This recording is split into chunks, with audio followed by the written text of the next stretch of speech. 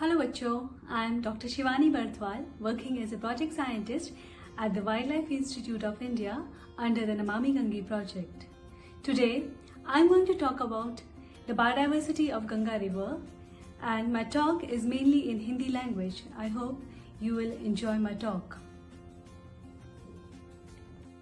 बच्चों, गंगा नदी जिसकी लंबाई करीबन 2525 किलोमीटर है, वह भारत की ही नहीं बल्कि एशिया की भी लंबी नदियों में गिनी जाती है। उत्तराखंड का गंगोत्री ग्लेशियर गंगा नदी का प्रजनन स्थल है। उत्तराखंड से होती हुई नदी उत्तर प्रदेश, बिहार, झारखंड और पश्चिम बंगाल तक बहती है। पश्चिम बंगाल में यह गंगा सागर से विलीन हो जाती है।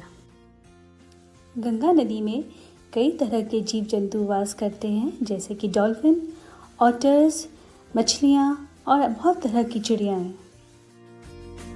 बच्चों, आपको यह जान के आश्चर्य होगा कि गंगा नदी में भी डॉल्फिन मिलती हैं, पर यह ओशन डॉल्फिन से डिफरेंट है क्योंकि ये फ्रेश वाटर या मीठे पानी की डॉल्फिन है।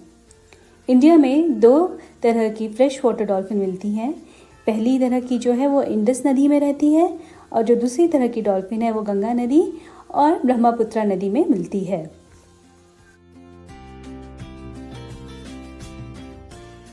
अब हम बात करते हैं ऑटर्स यानी उदबिलाव की। इंडिया और गंगा नदी दोनों में ही 3 प्रकार की ऑटर्स हमें मिलते हैं: smooth coated otter, Eurasian otter and small clawed otter. Otters को हिंदी में उदबिलाव भी बोलते हैं और इन्हें मछली खाना बहुत ही पसंद है।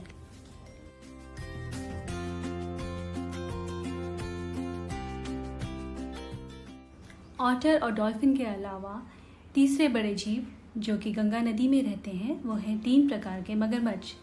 यह मगरमच्छ मछलियों को और पानी में रहने वाले छोटे जीवों को खाते हैं और गंगा नदी को साफ रखने में मदद करते हैं। गंगा नदी की बायोडाइवर्सिटी की बात अधूरी है जब तक कि हम टर्टल्स यानी कछुओं की बात ना करें। गंगा नदी के ये कछुए गंगा को साफ रखने में मदद करते हैं। गंगा नदी में टर्टल्स की 13 स्पीशीज मिलती हैं।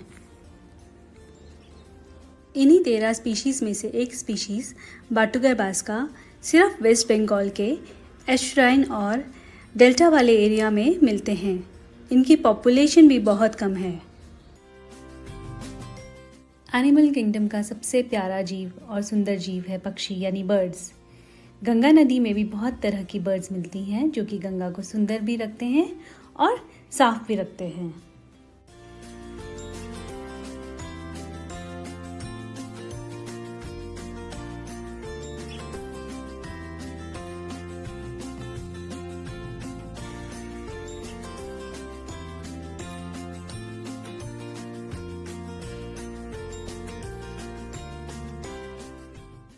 गंगा नदी अनेक प्रकार की मछलियों का भी घर है। जैसे उत्तराखंड में हमें गोल्डन मासी और स्नो ट्राउट मिलता है, उसी तरह से पश्चिम बंगाल में हमें हिल्सा मछली मिलती है।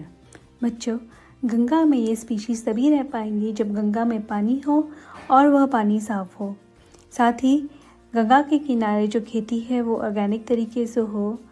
जाल में मछली के अलावा अगर कोई और स्पीशीज़ निकले तो उसे हटा दिया जाए और प्लास्टिक वाला कूड़ा गंगा या गंगा के आसपास नहीं डाला जाए। इसके लिए हम सबको ये प्रण लेना है कि हम प्लास्टिक को यूज़ नहीं करेंगे। अगर यूज़ करना भी पड़ा तो हम इसे रीयूज़ करेंगे।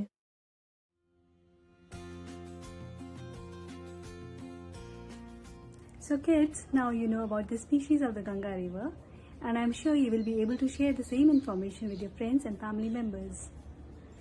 At the end, there is a small quiz for you, and good luck to you all for that.